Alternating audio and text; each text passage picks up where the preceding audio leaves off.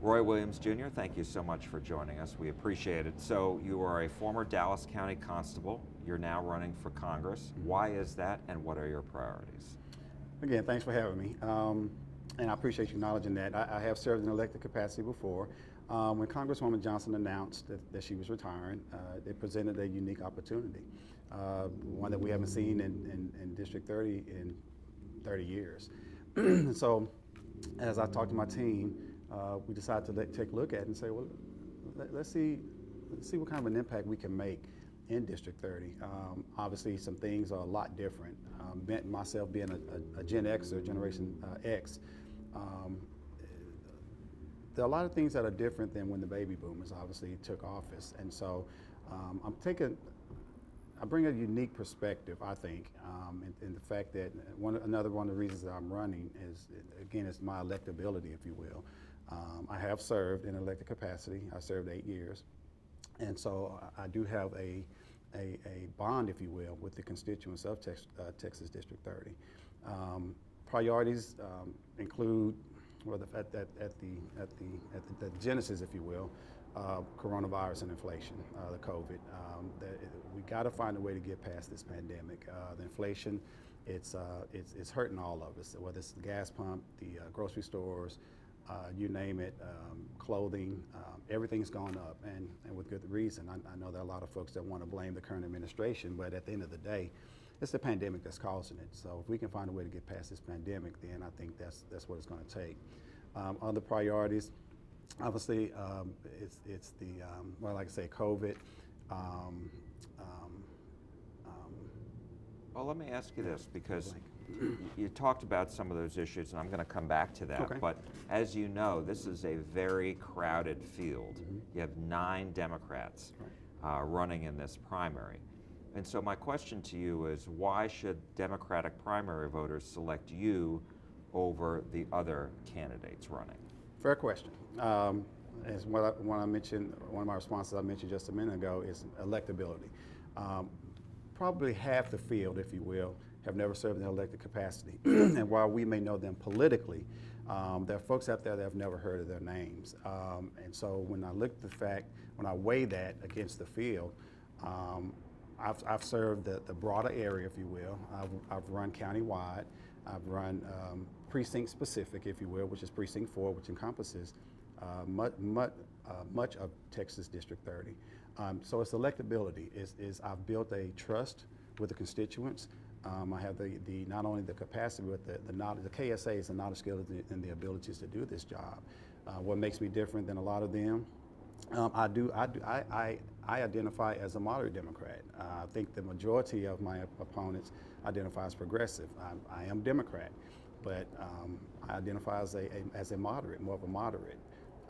And so, and at the end of the day, it's to give people options. I mean, if everyone ran as a progressive, well, then now you're just kind of weighing the ends against the middle and becomes somewhat of a popularity contest. But you definitely want to give people options, if you will. And so I think I present a unique opportunity, a unique option, if you will. And again, I've served in elected capacity. It's proven leadership. I've proven that you can do more with less. I've worked with members on both sides of the aisle. Matter of fact, I have people on the other side of the aisle that were happy to see me jump into this race. And they have supported me in the past. And so again, I think I give the voters and constituents an option. What do you think, because I was going to ask you, because in Congress, obviously there's a progressive wing in the U.S. House among Democrats, and then there are the moderates. What makes you, in your mind, a moderate? So I feel like obviously there's a partisan divide, and that needs to be addressed. And when you pay attention to the issues, you got those that are hard left, and you got those that are hard right. What I hope to bring to Congress is my ability to work with both sides, with the right, while identifying with the left. We have to find a way, and what I feel like what makes me a moderate is that I'm willing to find the middle of the road. Now, don't get me wrong, I know there's some folks out there that, especially on the right, that far right, they're like, there is no middle. And we got it, but we have to find a way to work with those. And so if we find some things that are common, some common issues, some common areas that we can agree to, I have no problem with that. I think that's one of the main things that makes me a moderate. And then, when I look at the way things are, again, there are some issues that are hard left. I'm more middle of the road. I want to find that common ground where we can, instead of it being a partisan divide as opposed to us not getting anything done as a stalemate, let's find those common core items and those common core issues where we can get together, take care of the American people, and then move this thing forward. I do want to get back to some of the issues, but before I do, I had one other question for you, and that is, as you run, how much more of a challenge is it for you knowing that the retiring Congresswoman Eddie Bernice Johnson has backed one of your opponents? Not at all. Not at all. As a matter of fact, when you that's the beauty of canvassing. When you talk to people, that actually some people out there that feel like it was a mistake. When you look at look at my opponent, Jasmine, she one term in the State House. She did a wonderful job as a freshman, but she only has 2 years in elected office. So there's a lot to be desired. Excuse me, again, as you talk to folks, as we do canvass, there are some folks that actually feel like that maybe Congresswoman Johnson endorsed too early, and she endorsed, excuse me, too quickly. Sorry. Okay. And so with that being said, it's with it, and also when you look at the fact that it is a crowded field, there are some folks that almost believe and of the opinion that this thing may just come down to name recognition. And so, again, I don't see it as a challenge at all. Does that help you if it does come down to name recognition? Oh, absolutely. Absolutely. And do you expect this to be a runoff because 9 people are in the race? Guaranteed. There's no, and I know Jasmine, she's already released a statement. She has stated that she thinks she can win this without a runoff. If you've done, and that shows her inexperience. That shows her inexperience as a candidate. Once you run in these elections, you realize that nine candidates, there's no one that's going to get 50%. I'm not going to say it's impossible. It's virtually impossible. It's going to come down to a runoff because all of us have our strong suits. All of us have folks that we identify with. All of us obviously have people that said, "Hey, go for it." Again, I've served in an elected capacity. I served well. 2015, I was the elected official of the year, Democratic elected official of the year, and that was as a constable. And so again, I have some things that, to my credit, and I think I bring some things to the table that are far unique than my opponents. And that was in Dallas County? Absolutely, yes, sir. So let me ask you, you talked before a little bit about inflation, and I'm wondering, what do you think is the solution? So again, we got to end this pandemic. At the end of the day, we have to remain vigilant. If people don't realize that we may not be at the end of the pandemic yet, but we're a lot closer, a heck of a lot closer than we were when we first entered it. And even the knowledge and what the scientists and epidemiologists and what they're coming out with, this thing is fluid. They're releasing the information as fast as they can get it. I believe they are. There might be some folks that don't. But if we can somehow get on the other side of this pandemic, again, that's going to open up the supply chain. Okay, again, a lot of the inflation is due because the supply chain is clogged. Again, you look at jobs. Obviously, there are jobs out there readily available now, but during the pandemic, there were not. And so, it's just I think the chief thing to do what we need to do is focus on the pandemic and get past that. I wanted to ask you about Build Back Better. Okay. President Biden said a couple of weeks ago, because the large bill didn't pass, and it won't, right. That he thinks parts of it should be passed, some at a time. And I'm wondering, are there any specific parts of Build Back Better that you like that you would want to see passed first? Yeah, you're right. Unfortunately, it's not going to pass in its current state. You don't think any, or you're thinking just, are you talking about the large bill? The large bill. Okay, right, okay. right. Medicaid, Medicare, I like to see that be addressed. Definitely climate change. As I've done my research, it's predicted that if we don't, and I'm talking about now specific to the area, the Metroplex, that if we don't do something about climate change soon, that within the next 10, 20 years, that we know how brutal our summers can be. They're saying that predictions indicate that we are looking at 90 days of 100-degree weather, 90 consecutive days of 100-degree weather here in North Texas. Well, we know how brutal those 100-degree days are in the summertime. And so I'd like to see climate change be addressed. I'd like to see our medication. I'd like to see those prices come down. And it's those type of things that will help our seniors, if you will, or not just our seniors, but those that depend on medication. You know, I know there's a lot of talk about about education. I would love to see free community college. I don't know if that's practical or not, but I would love to see it. And then obviously the other portion of that is the relief. I'm drawing a blank for the COVID relief? No. Oh. For the student loan debt. Yeah, student loan debt, thank you. I wouldn't mind seeing that. Again, the research I've conducted is that would, so when you look at the next generation, what can we do to help the next generation?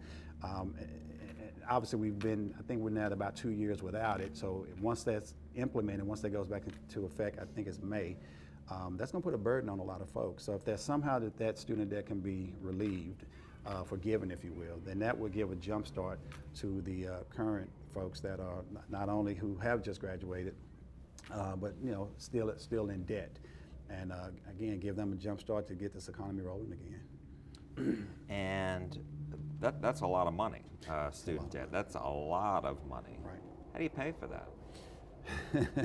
Well, again, that was part of the Build Back Better. Oh, no, actually it wasn't. No, it wasn't. I'm sorry, I misspoke. There are congressional leaders that are really pushing to just forgive the debt, and I must admit I'd be one of those that would be on board with forgiving the debt. So let me ask you about voting reforms, because we've heard a lot about that. Mm-hmm. Democrats have expressed a lot of concerns here in Texas. They've wanted a national bill. It passed the House. It's not going anywhere in the Senate. Right. So where are you on that issue? We got to do something. It's unfortunate, but we do. It was a travesty that the GOP, the Republicans, defeated that with the Well, Democrats in the Senate did as well, right? Right, So, right. The filibuster, if you will, and right, the two Democrats that decided that they didn't want to do it. So yeah, you are right. And so again, I think that pre-clearance needs to be reinstated. I think Election Day should be a national holiday. I'm actually in favor of every eligible voter getting a ballot. Without having to ask for it. I mean, if you're an eligible voter, then receive a ballot. And if you want to send it back in, you do. If not, then you go to the polls the old-fashioned way, and you either color it in or you get your candidate of choice. But no, there are some things that we definitely need to institute, and because everyone, just by virtue of being American, everyone has a right to vote, and it seems like the right is making it harder to vote, where we really should be making it easier. I think everyone should be automatically registered through Department DMV, motor vehicles. You automatically registered to vote. It's just, I think that's something that should occur for every adult. And so those are some of the things that I would like to see. And you would like to see a bill passed by Congress to make that a national law? Yes. And national standard? Yes. So I stand. I did want to ask you, one issue that has come up is police reforms, Mm-hmm. and you were in law enforcement. Correct. So where are you on that? So the interesting thing about that is that, so even though I'm retired from law enforcement after almost 30 years, 29 years, 27 months, I currently teach as an adjunct faculty at the Dallas College, and I teach at the Law Enforcement Academy, and I teach ethics in law enforcement, professional police, and things of that nature. There are a lot of things, you know, Jack, when you look at society and when you look at how things have improved, technology, the several mediums, if you will, everything can improve. What I always tell the rookies, the cadets, is why can't law enforcement improve? Why is there such a pushback to improve law enforcement? There are areas that need to be reformed. There's some areas that we can do much better in. You know, just recently up in I think it's Minneapolis again, where they had the no-knock warrant.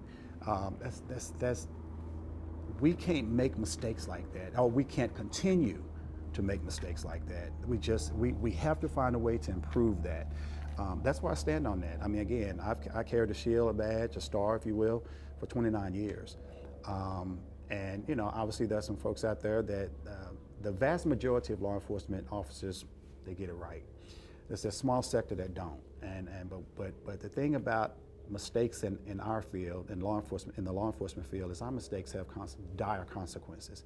We got to find them, and we can't afford that. And so I would like to see some areas of reform. As a matter of fact, I ran on that when I ran for Dallas County Sheriff a couple of years ago. Is that there needs to be some reforms, and because there are definite areas of improvement.